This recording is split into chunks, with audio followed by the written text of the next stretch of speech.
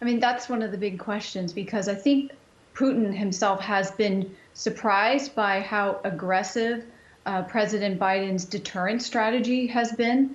In addition to putting troops in Europe to kind of calm European partners that border the Ukraine and Russia, you also have the U.S. being fairly aggressive in information warfare. They've declassified key information, I think, that Putin wasn't aware that they would do, such as just encouraging the British to reveal that Putin wanted to install a puppet government in Ukraine and revealing this information about 175,000 troops that Russia could be amassing on three sides of Ukraine. This typically isn't something that democracies are very good at. This may be very risky, but I think it's causing Putin to pause somewhat. He's definitely going to have to wait to meet with Xi Jinping during the Olympics and to talk about what China's support might be for whatever Russia's plans are.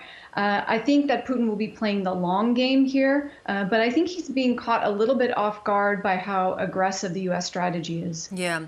He's also adamant that he's not hearing anything from the West that settles his concerns should Ukraine move closer to the West. How do they address those anxieties that he does have? Well, they'll have to, if they want to bring tensions down, both the U.S. or other Western allies, and Russia will have to engage in some kind of confidence-building measures.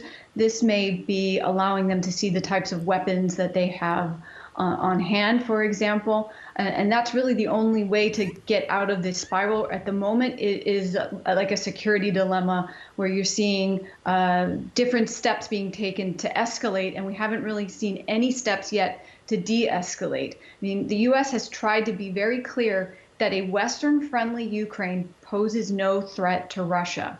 But they're not going far enough in terms of what Putin wants, which are declarations that Ukraine is never going to join NATO. So they'll have to engage in other confidence-building measures if they're ever going to get to the point where they can de-escalate things. Yeah. The US, though, has changed its language around an imminent invasion, which seemed to also be really increasing tensions between the West and Russia. Is that helpful? And, I mean, is it still true that we have no real idea as to what Putin's intentions are?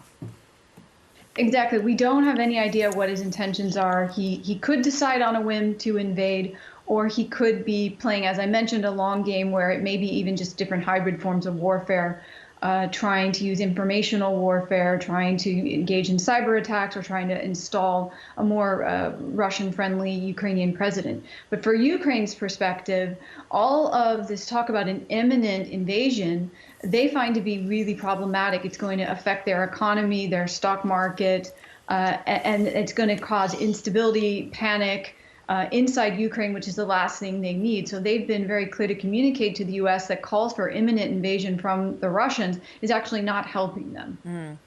You know, the chaos that we saw with the Security Council earlier in the week really does indicate how meaningless it has become in resolving contentious issues like this. It's really difficult. And if we were to just look at the Cold War and the history of voting, all of the vetoes were either the U.S. or the Soviet Union. And so we see the critical problem with the Security Council. In addition to the fact that it doesn't really have some sort of unified military, I know there are peacekeeping troops that have had some successful actions in the past, but they don't have a meaningful military. And the key issue is that there's never going to be an agreement among all the members. And so you will always have divisions and tensions between Russia and China on one side, and France, UK, and US on the other side, and other Western allies. Yeah. And so it's very difficult to come up with any kind of plan when there's always these divisions present. Yeah. There are also fissures among other European nations over the whole Ukraine issue. Is that playing into Russia's strategy as well? I think that's what Putin thought he could use, that there would be divisions. You have Europe very dependent on Russian gas. About 35% of gas to Europe comes from Russia. And while they are relying on this gas less and less, this is something that they're still eyeing as very important just to their own economies, their own stability and security. And you have countries like Germany that don't want to be as harsh in dealing with Russia. And so as there's not full agreement about these kinds of issues, but particular how harsh the sanctions could be, what types of military weapons to offer in support of Ukraine, Putin is hoping that he can capitalize on some of these divisions and then get away with what he was able to do in annexing Crimea in 2014.